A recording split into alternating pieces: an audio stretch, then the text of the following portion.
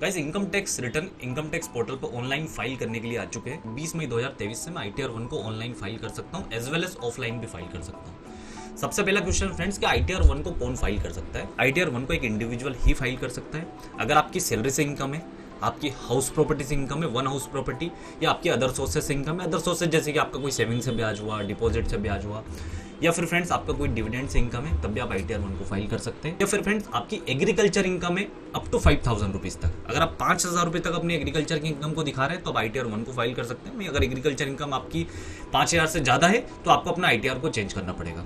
ITR 1 को कौन file नहीं कर सकता है? अगर आपकी बिजनेस की इनकम है, आप शेयर्स या म्यूचुअल फंड में ट्रेडिंग करते हैं, तब आप ITR 1 को फाइल नहीं कर सकते, या फिर आप किसी कंपनी के डायरेक्टर हैं। इसके बाद फ्रेंड्स अगर आपकी टोटल इनकम 50 लाख से ज्यादा है, मतलब कि सैलरी से इनकम, हाउस प्रॉपर्टी से इनकम, अदर सोर्सेज से इनकम, इन सभी की इनकम मिला के अगर आपकी टोटल इनकम 50 लाख रुपए से ज्यादा हो जाती है, तब भी आप ITR 1 को फाइल नहीं कर पाएंगे। तो आज हम ITR 1 को स्टार्टिंग टू एंड कंप्लीटली समझने वाले हैं कि ITR 1 को मुझे कैसे फाइल करना है, क्या क्या इनकम मुझे दिखानी है और कैसे दिखानी है, और कौन से डॉक्यूमेंट को देखते हुए मुझे अपनी ITR की इनकम को दिखाना है। तो इनकम टैक्स पोर्टल पर चले जाना है, कोई गूगल पर टाइप करना होगा incometax.gov.in। तो आपका इनकम टैक्स का पोर्टल कुछ इस तरीके से फ्रेंड्स यहाँ पे दिखने लग जाएगा। अब आपको फ्रेंड्स होम पेज यहाँ पे दिखने लग गया, आपको लॉगिन करना है। अगर आप फर्स्ट टाइम ITR को फाइल कर रहे हैं तो आपको लॉगिन नहीं करना है, आपको पहले अपने आप को रजिस्टर्ड करना पड़ेगा। रजिस्टर्ड करने के लिए आपका एड्रेस होना चाहिए, पैन कार्ड नंबर होना चाहिए, मोबाइल नंबर होना चाहिए, ईमेल आईडी होना चाहिए। जब आप रजिस्टर्ड कर लेंगे तो आपका लॉगिन आईडी और पासवर्ड क्रिएट हो जाएगा, और पासवर्ड और लॉगिन आईडी क्रिएट करने के बाद आप फ्रेंड्स यहाँ पे अपना लॉगिन वाले ऑप्शन पे चले जाइए। लॉगिन फ्रेंड्स, अब आपके पास जो सबसे पहले लॉगिन करने के लिए आपके पास यूजर आईडी होना चाहिए और पासवर्ड होना चाहिए। जनरली यूजर आईडी फ्रेंड्स आपका पैन कार्ड नंबर होता है, साथ ही साथ आपका आधार नंबर भी आपकी यूजर आईडी होती है। लेकिन अगर आपका आधार कार्ड आपके पैन कार्ड से लिंक है तब जाकर आप आधार कार्ड नंबर यहाँ पे डाल पाएंगे। अगर आपका आधार कार्ड पैन कार्ड से लिंक नहीं है, जिसकी लास्ट डेट है लिंक करने की 30 जून 2023, 30 जून तक अगर आपने आधार कार्ड को पैन कार्ड से लिंक कर दिया है फ्रेंड्स, तो आप यूजर आईडी ऐसा आधार भी यूज कर सकते हैं, साथ ही साथ पैन कार्ड भी यूज कर सकते हैं। तो यहाँ पे मैंने पैन कार्ड ऐसा यूजर आईडी डाल दिया फिलहाल, और यहाँ पे इसके बाद डालने के बाद मैं यहाँ पे इसे कंटिन्यू करता हूँ। अब मुझे यहाँ पे अपना पासवर्ड डालना है, तो सबसे पहले मैं इसे कंफर्म करूंगा और यहाँ पे अपना पासवर्ड डाल दूंगा, जो भी पासवर्ड आप क्रिएट करते हो। उसके बाद मैं यहाँ पे आगे कंटिन्यू करूंगा। अब मैं यहाँ पे अपने इनकम टैक्स रिटर्न को फाइल करने के लिए तैयार हूँ। सबसे पहले friends income tax return file करने से पहले मुझे दो काम कर लेने हैं। पहला, मुझे अपना फॉर्म 26S को एक बार चेक कर लेना है। फॉर्म 26S को कहाँ से और कैसे जाके चेक करते हैं, मैंने पिछली वीडियो में आपको बताया हुआ है, जिसमें आप ये चेक कर सकते हैं आपका TDS अमाउंट कितना है, आपकी ग्रोस अमाउंट कितना है। साथ ही साथ अपना एनुअल इन्फॉर्मेशन स्टेटमेंट भी आपको चेक करना है। सेकंड प्रोसेस में एनुअल इन्फॉर्मेशन कहां से और कैसे जाके चेक करते हैं उसको लेकर भी मैंने वीडियो बनाया हुआ है। जब ये दोनों आप चेक कर लेंगे, चेक करने के बाद आपको अपने रिटर्न को फाइल करना है। फाइल करने के लिए आपको ई फाइल वाले ऑप्शन पर जाना है, income tax return and file income tax return. अब यहाँ पे आपको सिलेक्ट असेसमेंट ईयर करना है। फाइनेंशियल ईयर 2022-23 के लिए फ्रेंड्स आपका असेसमेंट ईयर होगा 2023-24, मतलब कि 1 अप्रैल 2022 से लेकर 31 मार्च 2023 के बीच का जो आप ITR फाइल कर रहे हैं तो उसका असेसमेंट ईयर होगा 2023-24, मतलब करंट असेसमेंट ईयर। अब यहाँ पे आपके पास दो ऑप्शन है फाइल करने के लिए, online mode and offline mode. आपको ऑनलाइन मोड जनरली रिकमेंडेड होता है, आप ऑफलाइन भी कर सकते हैं अगर आपको लग रहा है कि आप ऑनलाइन के थ्रू फाइल नहीं कर पा रहे हैं किसी भी कारण से। तो यहाँ पे मैंने ऑनलाइन ऑप्शन सेलेक्ट किया और आगे मैं इसे कंटिन्यू कर देता हूँ। यहाँ पे मैंने start new filing option select किया। अब ITR 1 के लिए मैं एज अ रेसिडेंट इंडिविजुअल में ऑप्शन सेलेक्ट करूंगा। आगे मैं इसे कंटिन्यू करता हूँ। अब मुझे यहाँ पे अपना ITR फॉर्म को सिलेक्ट करना है, मैं कि किस फॉर्म को फाइल करना चाहता हूँ। तो मैंने यहाँ पे ITR 1, 2, 4। तो फ्रेंड्स मैं बता देता हूँ कि 30 मई 2023 से ITR 2 भी इनकम टैक्स पोर्टल पर ऑनलाइन आ चुका है। तो आप ITR 2 को भी अगर फाइल करना चाहते हैं तो बिल्कुल कर सकते हैं। तो यहाँ पे मैं आज ITR 1 को फाइल करना बताने वाला हूँ, कल हम ITR 2 को फाइल करना सीखेंगे, साथ ही साथ ITR 4 को फाइल करना भी सीखने वाले हैं। तो यहाँ पे मैंने ITR 1 ऑप्शन सेलेक्ट किया, प्रोसीड विद ITR के ऑप्शन पे यहाँ पे मैं क्लिक करता हूँ। अब यहाँ पे मैं इसे आगे कंटिन्यू करता हूँ, लेट्स गेट स्टार्टेड में यहाँ पे मैं क्लिक करता हूँ। अब यहाँ पे पूछ रहा है फ्रेंड्स कि आप किस रीजन से यहाँ पे ITR 1 को फाइल करना चाहते हैं, वो रीजन बता दीजिए। पहला रीजन है friend, taxable income is more than basic exemption limit. मान लीजिए आपकी कोई टैक्सेबल इनकम है बेसिक एग्जम्पशन लिमिट से ज्यादा है। बेसिक एग्जम्पशन लिमिट क्या हो सकती है फ्रेंड्स? अगर फ्रेंड्स आपकी उम्र 60 साल से कम है तो बेसिक एग्जम्पशन लिमिट होगी मेरी 2.5 लाख रुपए। वहीं अगर उम्र 60 साल या इससे ज्यादा है, जैसे कि मैं सीनियर सिटीजन बोलता हूँ, उनके लिए बेसिक एग्जम्पशन लिमिट होगी 3 लाख रुपए। वहीं अगर सुपर सीनियर सिटीजन है जिनकी एज 60 साल या 80 साल या इससे ज्यादा है, उस केस में बेसिक एग्जम्पशन लिमिट होगी फ्रेंड्स 5 लाख रुपए। तो आप देख लीजिए, अगर आप बेसिक एग्जम्पशन लिमिट आपकी क्रॉस हो रही है, उस कारण से आप अपने ITR को फाइल कर रहे हैं, तो यहाँ पे फर्स्ट वाला ऑप्शन आप यहाँ पे सिलेक्ट कर लीजिए, taxable income is more than basic exemption limit. और भी कई कारण हो सकते हैं फ्रेंड्स ITR फाइल करने के, जैसे कि आपका कोई ट्रेवल एक्सपेंडिचर हो रहा है फॉरेन कंट्री में, आप या तो खुद या एनी अदर पर्सन का 2 लाख रुपए से ज्यादा, तो आप उस कारण से भी ITR फंड को फाइल कर सकते हैं। दूसरा, income expenditure of amount aggregate amount exceeding 1 lakh for electricity consumption, electricity का कोई इतना रुपए का आपका कंजम्पशन हो रहा है जिसका आप पेमेंट कर रहे हैं पूरे साल में प्रीवियस ईयर में, मतलब कि जिस साल से संबंधित आप आईटीआर को फाइल कर रहे हैं, तो वह भी एक कारण हो सकता है और एनी अदर रीजन भी आपके पास हो सकते हैं। यहाँ पे मैं फर्स्ट वाला ऑप्शन यहाँ पे सेलेक्ट करता हूँ और आगे इसे कंटिन्यू करता हूँ। यहाँ पे हर एक टेप को कंप्लीट करते हुए आगे बढ़ना है। पहला मेरा जो टेब है फ्रेंड, जब तक मैं फर्स्ट टेब को कंप्लीट नहीं करूंगा मेरा सेकंड टेब ऑटोमेटिकली ओपन नहीं होगा। जहाँ मैं फर्स्ट वाला जो मेरा टेब है पर्सनल इन्फॉर्मेशन, मैं इस ऑप्शन पे यहाँ पे क्लिक करता हूँ और अपनी एक बार पर्सनल इन्फॉर्मेशन को वेरीफाई कर लेता हूँ। अगर मुझे लगता है उसमें कोई करेक्शन है तो मैं उसमें करेक्शन भी कर लेता हूँ। पहले यहाँ पे मेरी प्रोफाइल इन्फॉर्मेशन आ रहा है friends. Profile information generally friends आपके आधार कार्ड और पैन कार्ड से निकल कर आती है। पैन कार्ड में जैसे आपका नाम क्या लिखा हुआ है, मिडिल नेम, लास्ट नेम, आपका पैन नंबर क्या है, आपके डेट ऑफ बर्थ क्या है, आपका आधार नंबर क्या है, एक बार इसको क्रॉस वेरीफाई कर लीजिए। सेकंड है फ्रेंड्स यहाँ पे मेरा कॉन्टैक्ट इन्फॉर्मेशन, एक बार अपना कॉन्टैक्ट आप वेरीफाई कर लीजिए, आपका एड्रेस क्या है, मोबाइल नंबर क्या है, ईमेल आईडी क्या है। अगर आपको लगता है कि इसमें कोई करेक्शन है आईटीआर में, इस वाले आईटीआर में आप कोई करेक्शन करना चाहते हैं, आप अपना मोबाइल नंबर, ईमेल आईडी और एड्रेस को चेंज करना चाहते हैं, तो यहाँ पे एडिट का आपके पास ऑप्शन है, आप एडिट वाले ऑप्शन पे जाइए और उसे चेंज कर दीजिए। थर्ड वाला फ्रेंड्स यहाँ पे मेरे पास ऑप्शन है नेचर ऑफ एम्प्लॉयमेंट। अगर आपको सैलरी मिल रही है या सैलरी नहीं मिल रही है तब भी आपको ये वाला ऑप्शन सेलेक्ट करना होता है। तो यहाँ पे नेचर ऑफ एम्प्लॉयमेंट वाले ऑप्शन पे मैं जाता हूँ।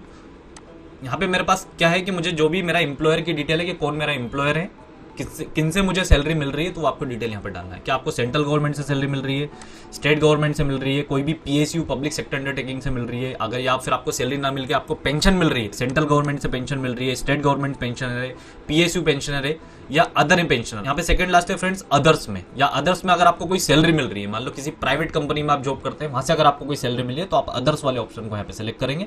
या आपको सैलरी या पेंशन मिल ही नहीं रही है फ्रेंड्स, आपकी कोई सैलरी से इनकम है ही नहीं, आपकी सिर्फ हाउस प्रॉपर्टी या फिर अदर सोर्सेज से इनकम है, तो उस केस में आप नॉट एप्लीकेबल वाले ऑप्शन को भी यहाँ पे सेलेक्ट कर सकते हैं। तो मैं अदर ऑप्शन सेलेक्ट करूंगा क्योंकि मुझे किसी प्राइवेट ऑर्गेनाइजेशन से यहाँ पे सैलरी मिल रही है। फाइलिंग सेक्शन में जाना है। फाइलिंग सेक्शन में यहाँ पे मुझे बताना है कि मैं किस सेक्शन में जाके अपने इनकम टैक्स रिटर्न को फाइल कर रहा हूँ।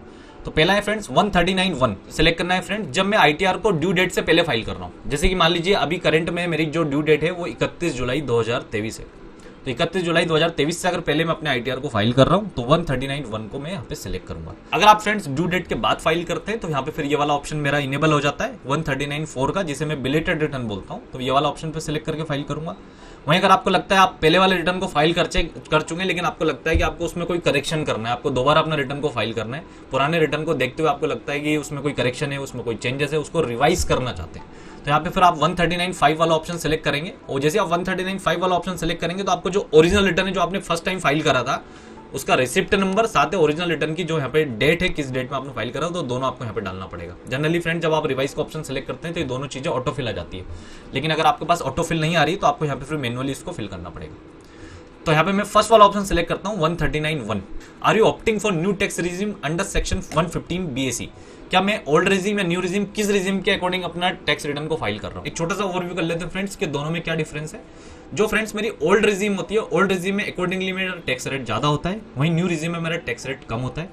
लेकिन जो ओल्ड रिजीम होती है फ्रेंड्स उसमें मेरे जितने भी बेनिफिट्स होते हैं जैसे कि life insurance premium, medical insurance, donations, इसका स्टैंडर्ड डिडक्शंस, हाउसिंग लोन का फ्रेंड जो भी प्रिंसिपल का मैं पेमेंट कर रहा हूँ उसका बेनिफिट्स, जितने भी मेरे बेनिफिट होते हैं सेक्शन 80C से 80U तक के लगभग सभी बेनिफिट्स फ्रेंड्स मुझे ओल्ड रिजीम में जाकर मिल जाते हैं। न्यू रिजीम में मुझे अपनी ग्रोस अमाउंट पे सीधा टैक्स पेमेंट करना होता है, वहाँ पे मुझे कोई भी बेनिफिट नहीं मिलता है, लेकिन उस न्यू रिजीम में मेरा टैक्स रेट कम होता है। तो मैं ओल्ड रिजीम में ही रहना चाहता हूँ तो यहाँ पे मैं नो ऑप्शन को यहाँ पे सेलेक्ट करूंगा। अब यहाँ पे फ्रेंड्स एक बार देख लीजिए, अगर आपको लगता है आपको कोई डोरमेंट अकाउंट छोड़कर अगर आपके कोई ऐसा बैंक अकाउंट है जो एक्टिव है तो आपको यहाँ पे अपनी बैंक डिटेल्स को डालना पड़ेगा, जिसमें आपको अपना बैंक अकाउंट नंबर साथ ही साथ IFSC कोड भी बताना पड़ेगा। कोई भी एक बैंक अकाउंट को यहाँ पे आपको सेलेक्ट करना पड़ेगा फॉर इनकम टैक्स रिफंड, चाहे आपका इनकम टैक्स रिफंड आ रहा है नहीं आ रहा है, लेकिन फिर भी आपको यहाँ पे एक बैंक अकाउंट को सेलेक्ट करना पड़ेगा। अब मैं इसे कंफर्म कर देता हूँ। यहाँ पे कंफर्म दिखा रहा है फर्स्ट जो मेरी पर्सनल इन्फॉर्मेशन वाला ऑप्शन है। सेकंड है मेरा ग्रोस टोटल इनकम। अब मुझे इस पे जाना है और अपनी ग्रोस टोटल इनकम को देखते हुए यहाँ पे फिल कर देना है कि मेरी ग्रोस टोटल इनकम क्या दिखा रहा है। पहला कुछ क्वेश्चन है फ्रेंड, मुझे यहाँ पे इसको आंसर करना है और इसको देखते हुए अगर मुझे लगता है कि सैलरी में कोई मेरी एग्जम्पशन है या कोई डिडक्शन है जिसका मैं बेनिफिट क्लेम करना चाहता हूँ तो मुझे यहाँ पे अपने फिगर डालते हुए आगे बढ़ना है। पहला है मेरा फ्रेंड कोई सेक्शन 10(14)(1) में आपको कोई एक्सपेंडिचर है टू ट्रेवल मेंटेनेंस या यूनिफॉर्म का, तो आप वो भी अपनी फॉर्म 16 में एक बार उसे चेक कर लीजिए। साथ ही साथ अपनी सैलरी स्लिप में भी उसे एक बार देख लीजिए और उसको देखते हुए यहाँ पे आंसर कीजिए। अगर आप यस करते हैं तो यस करने के बाद आपको यहाँ पे फिगर डालना है, अदरवाइज इसे नो कर दीजिए। सेकंड है फ्रेंड्स, आपका कोई चिल्ड्रन एजुकेशन अलाउंस है या हॉस्टल अलाउंस है मैक्सिमम 2 चाइल्ड, तो उस केस में आप देख लीजिए कितना आप एलिजिबल है, कितने अमाउंट तक आप बेनिफिट क्लेम कर सकते हैं। यस और नो करके यहाँ पे आंसर रिपोर्ट कर सकते हैं। तो यहाँ पे मैंने 9 ऑप्शन लिया। इसके बाद आपका कोई HRA house rent allowance, HRA आप एक बार चेक कर लीजिए कि कैलकुलेशन के देखते हुए आपका HRA कितना बन रहा है। इस फॉर्म 16 को देखते हुए एक बार उससे चेक कर लीजिए। HRA का जो कैलकुलेशन होता है फ्रेंड्स, उसको लेके मैंने पहले वीडियो बनाया हुआ है। HRA का कैलकुलेशन मैं 3 तरीके से करता हूँ। एक्चुअल अमाउंट जो HRA मुझे मिला पहला, दूसरा 40 या 50% of basic salary plus DNS allowance. 40% अगर आप नॉन मेट्रो सिटी में रह रहे हैं और 50% अगर आप मेट्रो सिटी में रह रहे हैं। मेट्रो सिटी जैसे दिल्ली, मुंबई, चेन्नई, कैलकाटा। फ्रेंड्स थर्ड मेरा होगा जो भी आप रेंट का पेमेंट कर रहे हो minus 10% of basic salary plus DA। इन तीनों में से जो भी आपका लोवेस्ट अमाउंट होगा उतना HRA आप यहाँ पे क्लेम बेनिफिट कर पाएंगे। वो आप देख लीजिए, अपने फॉर्म 16 को चेक कर लीजिए, अपनी रेंट स्लिप को चेक कर लीजिए, साथ ही साथ अपने जो भी आप रेंट का पेमेंट कर रेंट एग्रीमेंट उसको भी एक बार देख लीजिए। यहाँ पे मैं यस करूंगा तो यस करके मैं अपना फाइनल HRA का फिगर यहाँ पे डाल दूंगा, कितना बेनिफिट मैं क्लेम कर सकता हूँ। Are you eligible to claim exemption in respect of leave travel allowance, तो LTA का बेनिफिट आप फॉर्म 16 में एक बार चेक कर सकते हैं फ्रेंड्स। इसके बाद are you eligible to claim any other exemption, इसके अलावा भी अगर आपके कोई एग्जम्पशन है तो आप यस करके अपने एग्जम्पशन यहाँ पे फाइंड आउट कर सकते हैं और उसे देखते हुए फ्रेंड्स अपने यहाँ पे बेनिफिट डाल सकते हैं। और आगे मैं इसे कंटिन्यू करता हूँ। अब आगे फ्रेंड्स, अब मुझे यहाँ पे अपनी इनकम की डिटेल फिल करनी है। पहला मेरा यहाँ पे हेड है सैलरी इनकम। सैलरी इनकम के लिए आप अपना फॉर्म 16 रेडी रखिए फ्रेंड्स। फॉर्म 16 को निकालिए और देखिए कि आपकी यहाँ पे ग्रोस अमाउंट ऑफ सैलरी कितनी है। तो यहाँ पे मैं एडिट वाले ऑप्शन पे जाता हूँ। मैक्सिमम केसेस में आपकी फॉर्म आपकी जो सैलरी यहाँ पे ऑटो फिल आ जाती है, आपको सिर्फ उसे चेक करना है कि वो सही है या गलत है। अगर आपको लगता है इसमें कोई करेक्शन है तो आप एडिट वाले ऑप्शन पे जाके यहाँ पे करेक्शन कर सकते हैं। तो यहाँ पे मेरी ऑटो फिल नहीं आई है तो मैं एडिट वाले ऑप्शन पे जाके अपनी सैलरी की डिटेल मैनुअली फिल करता हूँ। तो सैलरी की डिटेल जनरली फ्रेंड्स आपको अपने एनुअल इन्फॉर्मेशन स्टेटमेंट में जाकर चेक करनी है। साथ ही साथ अपने फॉर्म 16 में भी देख लेना है कि आपकी ग्रोस अमाउंट ऑफ सैलरी कितनी दिखा रहा है। तो यहाँ पे मैंने यहाँ पे फॉर्म 16 में जब उसे चेक किया तो मेरी ग्रोस अमाउंट ऑफ सैलरी यहाँ पे 12 लाख रुपए दिखा रहा था। इसके बाद यहाँ पे आपका कोई परक्यूसिट्स वगैरह भी आपको कंपनी से मिलते हैं, जैसे कार परक्यूसिट्स हुआ, फूड परक्यूसिट्स हुआ, और भी वहाँ पे आपको अलग अलग परक्यूसिट्स मिलते हैं। यहाँ पे मैंने 1 लाख रुपए का परक्यूसिट्स चेक किया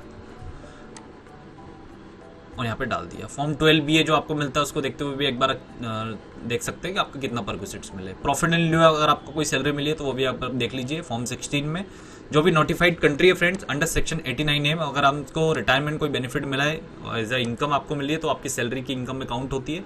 तो आप देख सकते हैं किस नोटिफाइड कंट्री से आपको एज अ रिटायरमेंट बेनिफिट मिला है। तो आप देख सकते हैं यहाँ पे 3 कंट्री यहाँ पे बता रहा है। अगर कोई ऐसी कंट्री है जो फ्रेंड्स जो नोटिफाइड कंट्री नहीं है, यहाँ पे आपको उनको भी डिटेल यहाँ पे डाल देना है।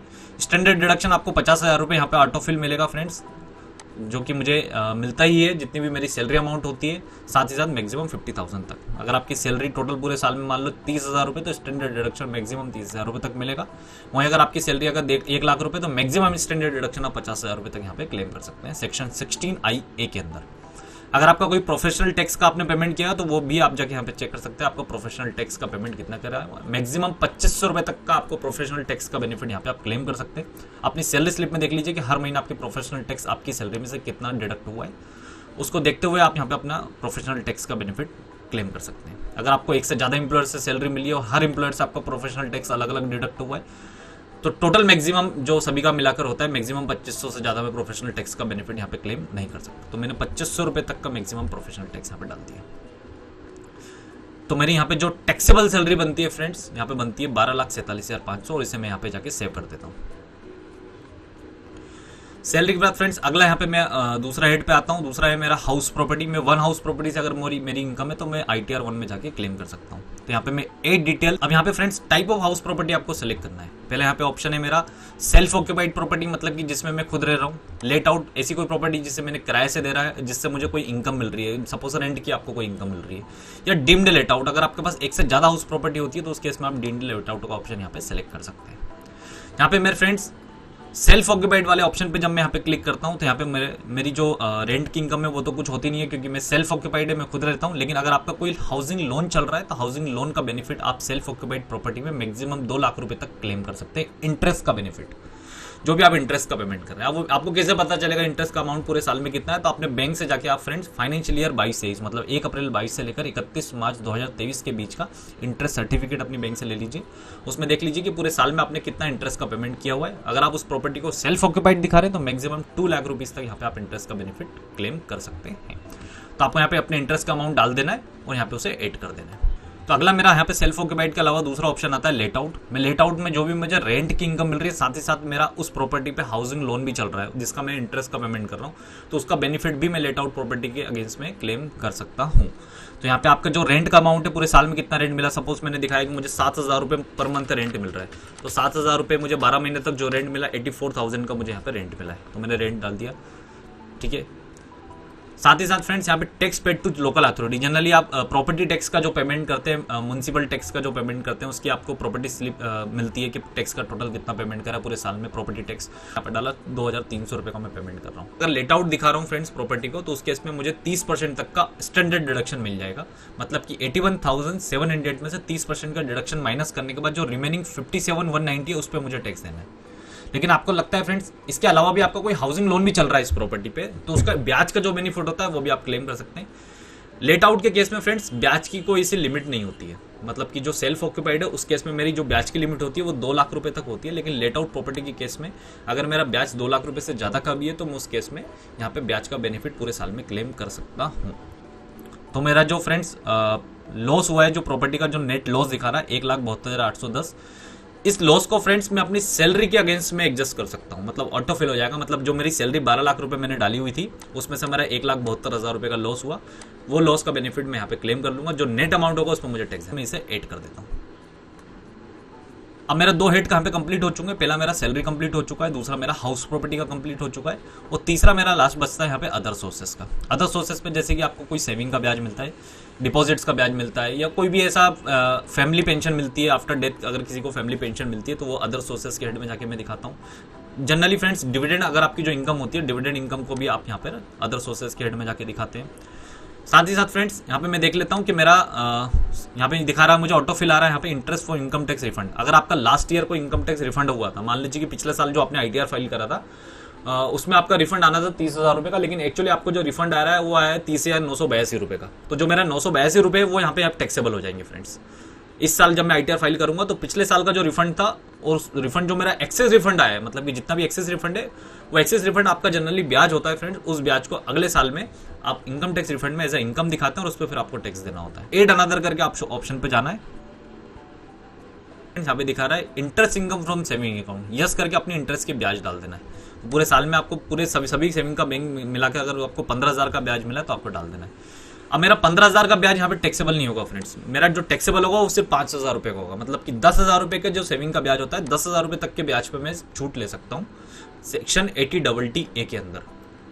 साथ ही साथ फ्रेंड्स अगर आपको लगता है सेविंग के अलावा आपका कोई डिपॉजिट्स का भी ब्याज है, डिपॉजिट जैसे कि टाइम डिपॉजिट जो होता है, फिक्स डिपॉजिट होता है, एफडी होती है आपकी, आरडी होती है, ये एफडी आरडी आपकी फ्रेंड्स बैंक में भी हो सकती है, पोस्ट ऑफिस में भी हो सकती है, कोऑपरेटिव सोसाइटी में भी आपकी कोई जो बैंकिंग बिजनेस में इन्वॉल्व है वहाँ पे आपकी एफडी आरडी चल रही है, या ये एनी अदर कोई टाइम डिपॉजिट चल रहा है, कोई फिक्स टाइम के लिए चल रहा है, तो उस पर जो ब्याज पूरे साल में आपको मिलता है वो आपका टैक्सेबल होता है, उस पर इनकम टैक्स में मुझे कोई छूट नहीं मिलती। मतलब अगर 1 रुपये का भी मेरा ब्याज होगा तो उसमें मुझे टैक्स को देना है।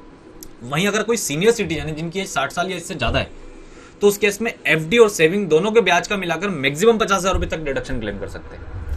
अगर कोई नॉन सीनियर सिटीजन है तो उन्हें सिर्फ सेविंग के ब्याज पे छूट मिलेगी, वो भी मैक्सिमम 10,000 रुपये तक।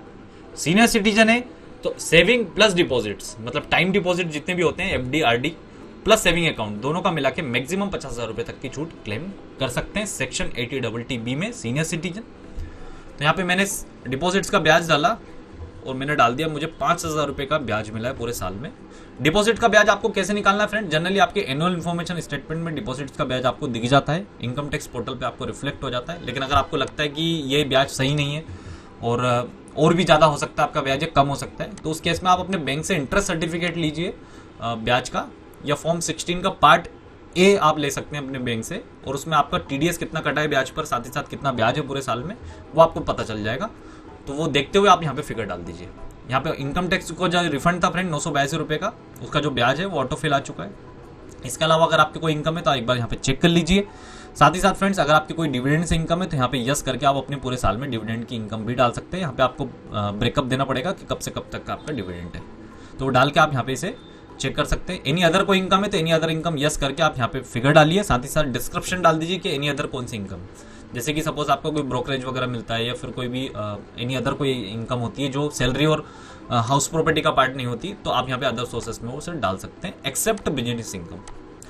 तो यहाँ पे मैं नो ऑप्शन को सिलेक्ट करूंगा क्योंकि मेरी एनी अदर कोई इनकम नहीं है, साथ ही साथ मेरी डिविडेंड से भी कोई इनकम नहीं है, तो वो भी मैं नो ऑप्शन करूंगा और आगे जाके मैं इसे कंटिन्यू कर दूंगा।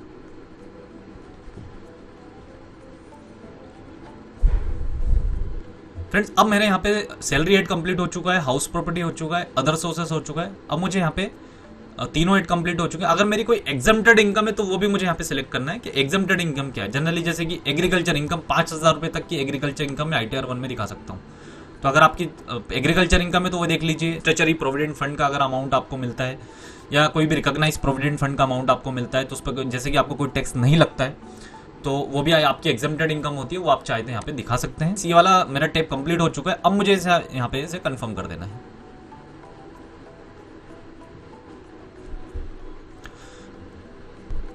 मेरा इस फर्स्ट और second personal information gross total income वाला टैब कंप्लीट हो चुका है।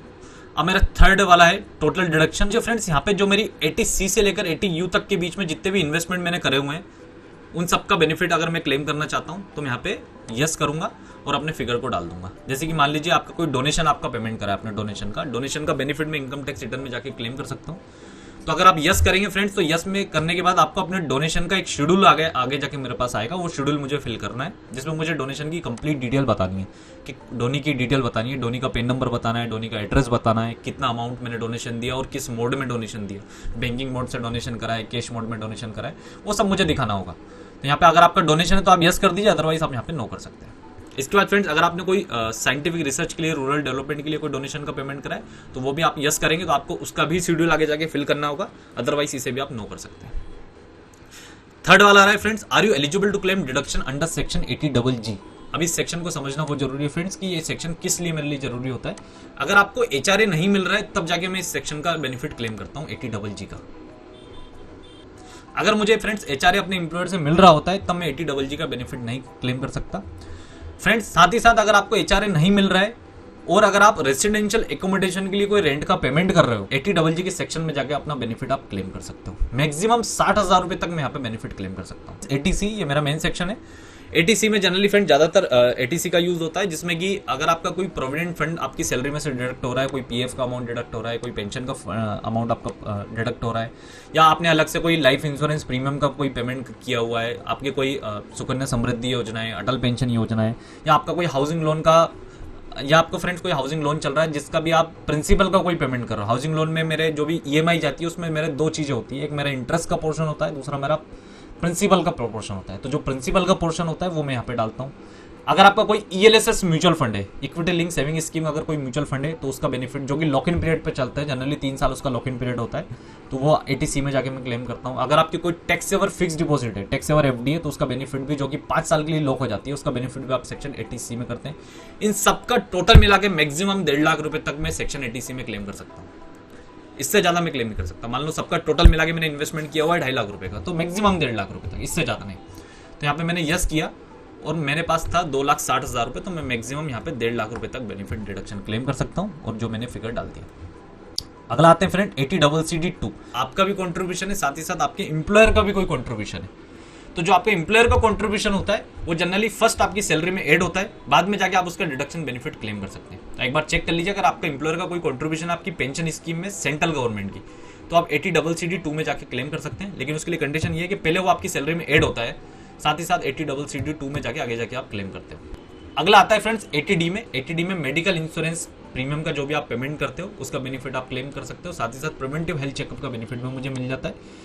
सेल्फ एंड फैमिली के केस में, फैमिली में जैसे कि स्पाउस और डिपेंडेंट चिल्ड्रन, साथ ही साथ फ्रेंड्स पेरेंट्स का बेनिफिट भी आप 80D में जाके क्लेम कर सकते हैं। मदर फादर का बेनिफिट भी आप जो भी इनका मेडिकल इंश्योरेंस का आप पेमेंट कर रहे हैं, डिपेंडेंट पेरेंट्स के केस में आप यहाँ पे बेनिफिट क्लेम कर सकते हैं। तो यहाँ पे यस करेंगे फ्रेंड्स, आगे जाके 80D का आपको शेड्यूल फिल करना है। 80E में जनरली अगर आपका कोई एजुकेशन लोन होता है तो एजुकेशन लोन में जो भी आप इंटरेस्ट का पेमेंट करते हो 80E में जाके आप उसका बेनिफिट क्लेम कर सकते हैं। सेल्फ और friends education of self and relative, higher education के लिए आफ्टर 12 जो आप एजुकेशन करते हैं, हायर एजुकेशन, और उसका अगर आपने लोन लिया हुआ है उस एजुकेशन का, तो इंटरेस्ट का बेनिफिट जो रहता है, आप इंटरेस्ट सर्टिफिकेट ले लीजिए बैंक से कि कितना अमाउंट ऑफ इंटरेस्ट आपने पेमेंट किया हुआ है, और उसका बेनिफिट यहाँ पे क्लेम कर सकते हैं। इंटरेस्ट की ऐसी कोई लिमिट नहीं है फ्रेंड्स, अगर आपका इंटरेस्ट जितना भी होगा आप उतना यहाँ पे क्लेम कर सकते हैं। तो यहाँ पे मैंने नो करा। 80TTA में जैसे मैंने आपको बताया फ्रेंड्स, अगर आपका सेविंग का कोई ब्याज है तो सेविंग का ब्याज पे 80TTA में डिडक्शन बेनिफिट क्लेम कर सकते हैं। कोई भी non senior citizen person, non senior citizen जिनकी एज 60 साल से कम है, तो मैक्सिमम 10,000 रुपये तक। तो यहाँ पे यस करूंगा मैं, और आगे जाके अपना जो 15,000 का मैंने सेविंग का ब्याज डाला हुआ है उसमें से 10,000 रुपये तक की मैक्सिमम डिडक्शन मैं क्लेम कर लूंगा। Are you eligible to claim any other deduction? अगर आप यस करेंगे तो आप एक बार चेक कर लीजिए इसके अलावा भी अगर आपकी कोई अदर डिडक्शन है तो 80C, 80CCC और 80CCD1, इन तीनों का मिला के फ्रेंड्स मैक्सिमम 1.5 लाख रुपए तक मैं बेनिफिट क्लेम कर सकता हूँ। 80CCC हुआ, पॉलिटिकल पार्टी में अगर आपने कोई डोनेशन किया हुआ है, इसके अलावा कोई मेडिकल ट्रीटमेंट और स्पेसिफाइड डिसीज के लिए अगर आप कोई मेडिकल ट्रीटमेंट खर्चा कर रहे हैं तो वो भी आप 80DD में जाके क्लेम कर सकते हो। तो एक बार चेक कर लीजिए फ्रेंड्स आपका बेनिफिट टोटल कितने हैं। तो यहाँ पे मैंने अदर बेनिफिट जो डिडक्शन था उसको नो किया कि मेरे अदर कोई बेनिफिट नहीं है, और यहाँ पे मैं इसे आगे कंटिन्यू करता हूँ। मैं ड्रैग करते हुए नीचे आता हूँ, तो यहाँ पे अब मैंने जो ऑप्शन सिलेक्ट किया हुआ था 80C में मुझे यहाँ पे 1.5 लाख रुपए का बेनिफिट आ चुका है। इसके अलावा जो शेड्यूल्स में आगे जाके मुझे फिल करने हैं, जैसे कि 80D का मुझे फिल करना है जिसमें मुझे मेडिकल इन्फॉर्मेशन की डिटेल डालनी है, जो भी अगर कोई मेडिकल इंश्योरेंस पॉलिसी मैंने ली हुई है तो उसका मैं कितने अमाउंट तक बेनिफिट क्लेम कर सकता हूँ। Friends, if you are individual, अगर आप एक इंडिविजुअल हैं, whether you or any of your family member excluding parents, मतलब मदर फादर को छोड़कर आप या आपके कोई फैमिली मेंबर जैसे कि स्पाउस और dependent children is a senior citizen. क्या वो सीनियर सिटीजन है? मतलब जिनकी उम्र 60 साल या इससे ज्यादा होती है वो सीनियर सिटीजन होते हैं। नो करता हूँ, तो नो करने के बाद मुझे यहाँ पे अपनी हेल्थ इंश्योरेंस का अमाउंट डाल देना है, सेल्फ और फैमिली के केस में। सेल्फ में मेरा खुद और फैमिली में मतलब कि स्पाउस और डिपेंडेंट चिल्ड्रन। तो मैक्सिमम मैं 25,000 रुपये की हेल्थ इंश्योरेंस पॉलिसी का यहाँ पे बेनिफिट क्लेम कर सकता हूँ अगर एज 60 साल से कम है तो।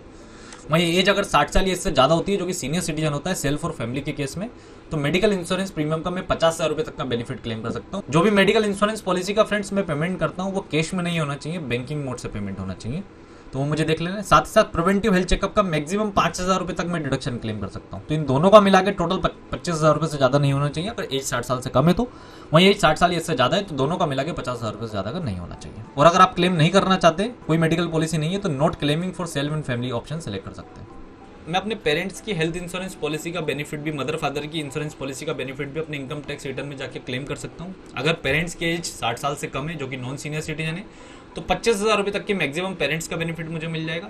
वहीं अगर friends any one of the parents भी अगर एज 60 साल या इससे ज़्यादा है तो उस केस में 50,000 रुपये तक का हेल्थ इंश्योरेंस पॉलिसी का बेनिफिट पेरेंट्स का मुझे अपने इनकम टैक्स रिटर्न में जाके मिल जाएगा। हेल्थ इंश्योरेंस पॉलिसी वाला शेड्यूल है मेरा यहाँ पे कंप्लीट हो चुका है। मैं ड्रैग करते हुए नीचे आता हूँ और अपना सेविंग का जो मेरा ब्याज होता है 80TTA वाला शेड्यूल फिल कर लेता हूँ। तो 80TTA सेविंग का ब्याज 15,000 रुपये दिखाया हुआ था, तो यहाँ पे मैं मैक्सिमम 10,000 रुपये तक का सेविंग के ब्याज पर छूट ले सकता हूँ।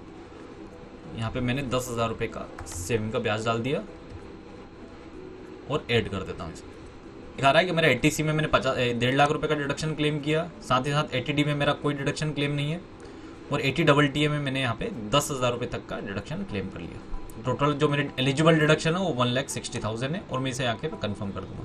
गाइस, यहाँ पे मेरे तीनों टेप कंप्लीट हो चुके हैं, पर्सनल इन्फॉर्मेशन वाला, gross total income and total deductions.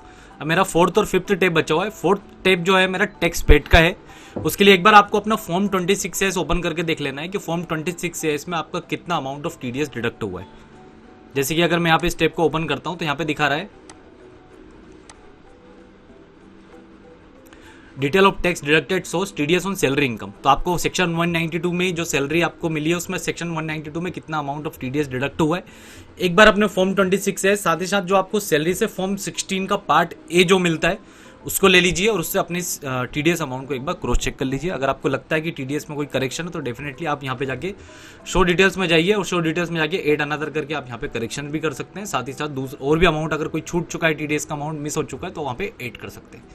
Other than salary, अगर आपको कोई TDS मिला है, जैसे कि other than salary, suppose example आपको कोई ब्याज की इनकम पे कोई TDS है आपका, या आपकी कोई बिजनेस इनकम पे कोई TDS अमाउंट होता है, या अदर सोर्सेज से कोई डिविडेंड अमाउंट पे कोई TDS होता है, तो यहाँ पे अदर देन सैलरी यहाँ पे आपको रिफ्लेक्ट होता है। एक बार उसको अपने डॉक्यूमेंट से क्रॉस चेक कर सकते हैं। साथ ही साथ अगर आपने कोई एडवांस टैक्स या सेल्फ असेसमेंट टैक्स का पेमेंट किया हुआ है तो एडवांस टैक्स के केस में फ्रेंड्स, एडवांस टैक्स में आपको एडवांस टैक्स की डिटेल यहाँ पे डालनी पड़ेगी। आपका BSR कोड क्या है, चालान का चालान नंबर क्या है, एड अनदर करके आप वो सारी डिटेल डाल दीजिए।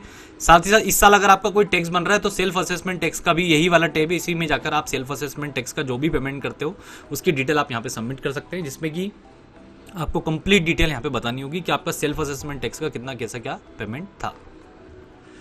इसके अलावा फ्रेंड्स यहाँ पे मेरी ये टैक्स फाइलिंग वाले ऑप्शन में कंप्लीट हो चुकी है डिटेल। अब मैं यहाँ पे इसे कंफर्म कर देता हूँ। यहाँ पे लास्ट स्टेप बचा है total tax liability. Total tax liability के ऑप्शन पे जब मैं क्लिक करता हूँ तो ये मेरा एक जस्ट कंप्यूटेशन फॉर्म में मैं वॉच कर सकता हूँ कि जो मेरी डिटेल है वो बिल्कुल सही है या गलत है। Total tax fees and interest यहाँ पे 108,405 यहाँ पे दिखा रहा है। मैं इसे कंफर्म कर देता हूँ।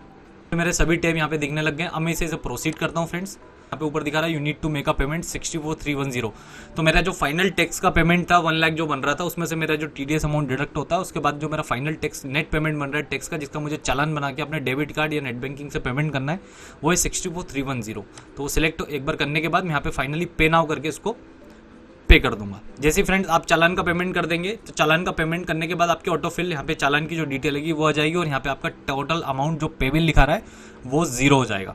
इसके बाद फ्रेंड्स आपको चाहे तो अपने रिटर्न को एक बार यहाँ पे प्रीव्यू कर सकते हैं। प्रीव्यू करने से पहले आपको अपनी पर्सनल इन्फॉर्मेशन को एक बार वेरीफाई कर लेना है, जिसमें आपका नाम होगा, फादर का नाम होगा, अपना प्लेस को यहाँ पे एक बार डाल देना है। यहाँ पे आपका प्लेस चेक कर लेना है, पेन नंबर चेक कर लेना है, यहाँ पे इसे एक बार कंफर्म कर देना है। कंफर्म करने के बाद जब आप ड्रैग करते हुए नीचे आते हैं फ्रेंड्स, आपको प्रोसीड टू प्रीव्यू करना है। जैसे मैं प्रोसीड टू प्रीव्यू करता हूं फ्रेंड्स, यहाँ पे मेरा कंप्लीट फॉर्म जो मैंने फिल किया हुआ है वो निकल कर बाहर आ जाता है। आप चाहो तो इसे डाउनलोड कर सकते हो, प्रिंट कर सकते हो। अब मुझे इसे फाइनली सबमिट करना है। अभी तक मैंने सबमिट नहीं करा है, अभी मैंने सिर्फ इसे रेडी करा है। तो आप ड्रैग करते हुए नीचे आइए फ्रेंड्स। यहाँ पे आपको प्रेस करना है प्रोसीड टू वैलिडेट। जैसे आप प्रोसीड टू वैलिडेट के ऑप्शन पे आगे जाते हो तो आप यहाँ पे वैलिडेशन सक्सेसफुल बता रहा है, मतलब आपकी ITR 1 जो आपने फिल किया हुआ है उसमें कोई एरर नहीं है। और फाइनली मुझे प्रोसीड टू वेरीफाई करना है।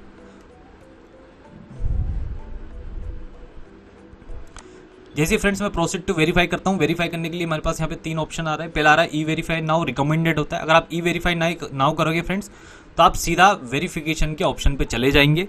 मल्टीपल ऑप्शन होते हैं वेरिफिकेशन के, वो आगे समझते हैं। ई वेरीफाई लेटर ऑप्शन क्लिक करोगे फ्रेंड्स तो ई वेरीफाई लेटर का मतलब ये होता है कि आप अभी अपने रिटर्न को सबमिट कर सकते हो और आने वाले अगले 30 दिन के अंदर आपको अपने रिटर्न को ई वेरीफाई करना कंपलसरी है। अगर आप नहीं करते हो फ्रेंड्स तो आपका रिटर्न इनवैलिड माना जाएगा।